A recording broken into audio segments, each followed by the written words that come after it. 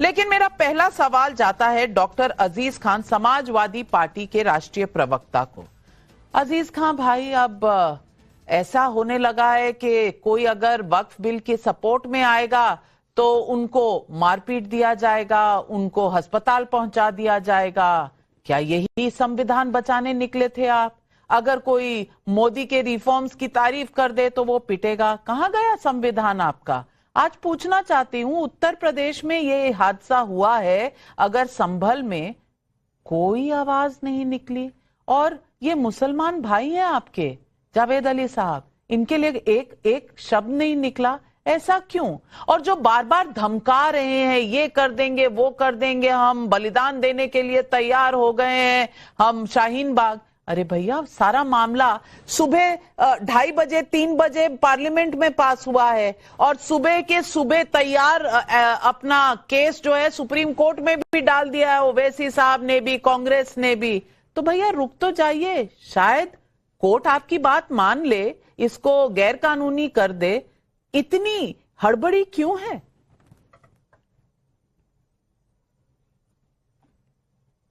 देखिए नाविका जी, कोर्ट में जाना और कोर्ट में अपनी बात रखना ये संवैधानिक अधिकार है, और उसके साथ साथ ये संविधान ने हक दिया है कि अगर किसी को कोई बात पसंद नहीं है तो संवैधानिक दायरे में बहुत ही खूबसूरती के साथ शांतिप्रिय ढंग से अपनी आवाज को उठाए, वो प्रदर्शन भी कर सकता है।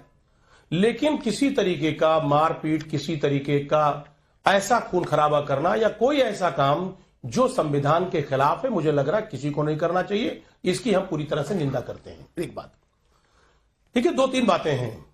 ये बिल जो आया है, जिस तरह बीजेपी, मैं देख रहा हूं कि जिस तरह बीजेपी क्रेडिट लेने की कोशिश कर रही है कि साहब मुसलमानों की स्थिति जो है वो पहले वो बहुत खराब रही है, अब इस बिल के आने के बाद मुसलमानों की स्थिति बहुत बेहतर हो जाएगी, नौजवानों को नौकरियां मिल जाएंगी, उसके बाद उनकी आर्थिक स्थिति ठीक हो जाएगी।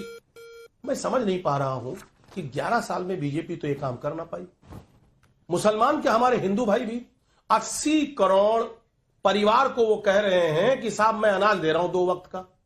2 वक्त के अनाज पे 80 करोड़ जनता है, उनके और काम नहीं है क्या? शादी ब्याह, तमाम तरीके के और बेसिक नीड है, नौकरी चाकरी। मुसलमानों को क्या कर देंगे? वो 80 करोड़ जनता को आज भी कहीं ना कहीं उस चौराहे पे खड़ा किए हुए। एक बात। दूसरी बात, ये वो बीजेपी है जिसके कैबिनेट में एक भी मुस्लिम नहीं है। आप समझिए, पटल पे रखने के लिए, संसद के पटल पे रखने के लिए कैबिनेट मंत्री नहीं, एक लोकसभा का सदस्य तक नहीं है। वो सब मुसलमानों की हितैषी बन रही है। दूसरी बात, मुस्लिम महिलाओं के बड़ी परे हुए बहुत ज्यादा बड़ा लगाव है मुसलमान महिलाओं से। एक मुस्लिम महिला न लोकसभा न राज्यसभा में नहीं है। तो कुल मिलाकर के हाथी के दांत खाने के और हैं, दिखाने के और हैं। लेकिन ये जो भी जिस तरीके की चीजें चल रही हैं, जिन भी परिस्थितियों में, मैं सिर्फ इतनी बात आपको कहना चाहूंगा कि सियासत इस कदर आवाम पर एहसान करती है, पहले आंखें छीन लेती है, फिर चश्मा दान देती है। ये वही वाली स्थिति है। इन्होंने इससे पहले किसान का जो कानून बनाया था, वो भी उसमें तमाम बड़े बड़े नारे दिए थे, तमाम बातें कही गई थी। नोटबंदी में कहा था नोटबंदी होने के बाद लोग अमीर हो जाएंगे। आज क्या स्थिति है? अमीर हो गए कि 80 लाख करोड़ रुपए अभी शेयर मार्केट में डूब गया। अरे भैया, कहां चले गए शेयर मार्केट में? बात हो रही है वक्फ बोर्ड की, आपको शेयर मार्केट याद आने लगा। यही कुछ अखिलेश यादव जी ने भी बहस की थी लोकसभा में। बात हो रही थी वक्फ बिल की, और बात कर रहे थे वो चीन की। बात हो रही थी कि वक्फ बिल कितना नुकसानदेह होगा मुसलमानों के लिए। वो चले गए कि बीजेपी का अध्यक्ष कब चुना जाएगा, कैसे चुना जाएगा। मैं पूछ रही हूं, जब आपके पास लॉजिक ना हो, आपके पास डिबेट के पॉइंट्स ना हो, तो अक्सर इस तरह की बातें हो जाती हैं, खाने के और दिखाने के और। अब सुधांशु त्रिवेदी जी, आप जवाब दे दीजिए। आपने तो, लेकिन मैं पूछना चाहती हूं अजीज खान साहब, संजय मिश्र बदोही यूपी से पूछ रहे हैं, मुसलमानों को भड़काने वाले क्या ये भूल गए कि वक्फ बोर्ड में हो रहे भ्रष्टाचार से सबसे ज्यादा परेशान कोई है तो वो मुसलमान ही है। वीएन झिंगर भी ये सवाल पूछ रहे हैं कि वक्फ बिल तो पास हो गया, यूसीसी और एनआरसी कब लाया जाएगा? अब लाया जाएगा तो बोलेंगे हाय परेशान हो गए, हाय परेशान हो गए, बुलडोज हो गया। कैसे चलेगी डेमोक्रेसी?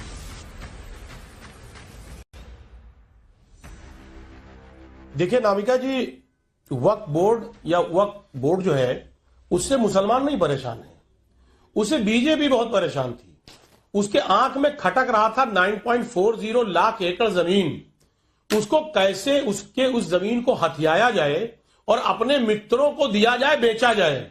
ये लगातार कहीं ना कहीं उनके मन में खटक रहा था, आंख में खटक रहा था, और वो खटकता हुआ दिखा।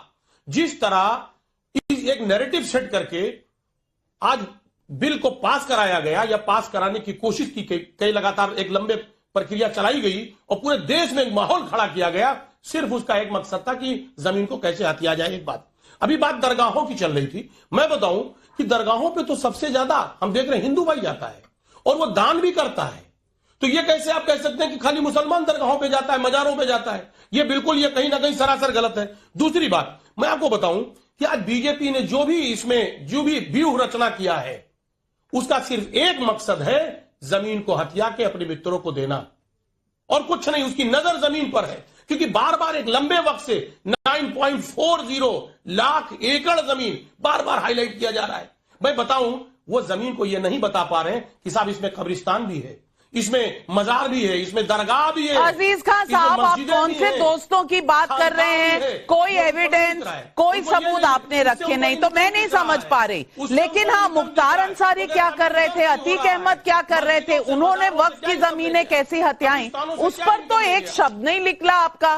क्यों नहीं निकलता उनके खिलाफ एक भी शब्द? सुधांशु जी, यहां मामला पेचीदा क्यों हो जाता है? महाभारत चली संसद में, लेकिन बुलडोजर कहां से आया, किसने चलाया? बुलडोजर में तो ड्राइवर था ही नहीं। ये सवाल आज जनता कांग्रेस से पूछ रही है, राहुल गांधी से पूछ रही है। आज बस इतना ही। तमाम पैनलिस्ट को धन्यवाद करती हूं और दर्शकों आपको भी, लेकिन जाइएगा